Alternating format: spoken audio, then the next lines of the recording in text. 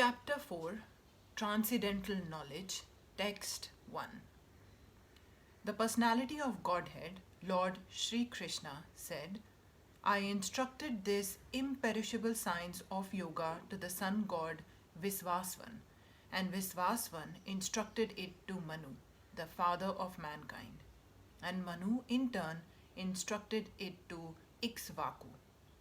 Herein we find the history of Bhagavad-Gita traced from a remote time when it was delivered to the royal order of all planets, beginning from the sun planet. The kings of all planets are especially meant for the protection of the inhabitants, and therefore the royal order should understand the science of Bhagavad Gita in order to be able to rule the citizens and protect them from material bondage to lust.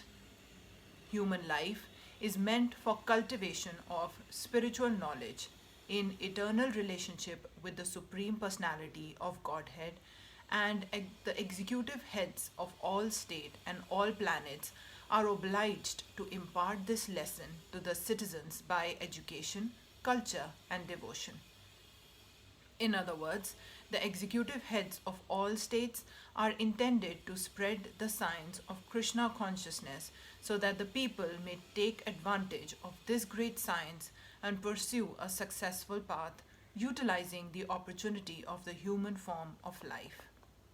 In this millennium, the sun god is known as Visvasvan, the king of the sun, which is the origin of all planets within the solar system.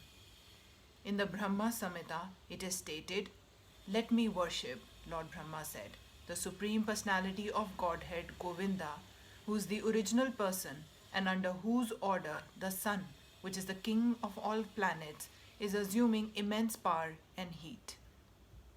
The sun represents the eye of the Lord and transverses its orbit in obedience to his order. The sun is the king of the planets, and the sun god, at present of the name Visvasvan, rules the sun planet, which is controlling all other planets by supplying heat and light. He is rotating under the order of Krishna, and Lord Krishna originally made Visvasvan his first disciple to understand the science of Bhagavad Gita.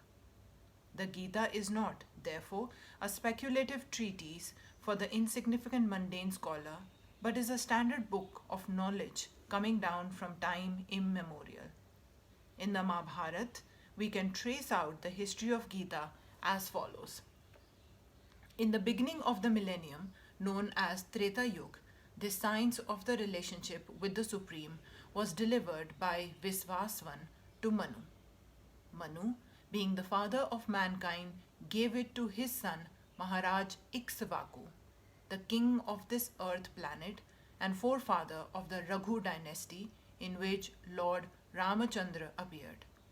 Therefore, Bhagavad Gita existed in human society before the time of Maharaja Ikshvaku.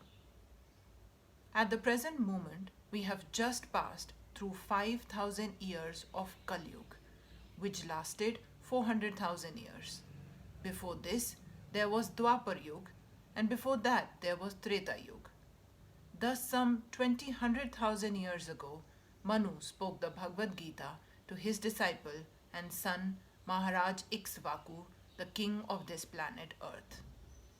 The current age of Manu is calculated to last some 300,000 years, of which 120,000 years have passed. Accepting that before the birth of Manu, the Gita was spoken by the Lord to his disciple, the sun god Visvasvan, a rough estimate that the Gita was spoken at least 100,000 years ago. And in the human society, it has been extant for 2 million years. It was re-spoken by the Lord again to Arjun about 5,000 years ago. This is the rough estimate of the history of the Gita according to the Gita itself and according to the version of the speaker, Lord Sri Krishna. It was spoken to the sun god Visvasvan because he is also a Kshatriya and is the father of all Kshatriyas who are descendant of the sun god or the Surya Kshatriyas. Because Bhagavad Gita is as good as the Vedas, being spoken by the Supreme Personality of Godhead, this knowledge is superhuman. Since the Vedic instructions are accepted as they are, without human interpretation, the Gita must therefore be accepted without mundane interpretation. The mundane wranglers may speculate on the Gita in their own ways, but that is not Bhagavad Gita as it is.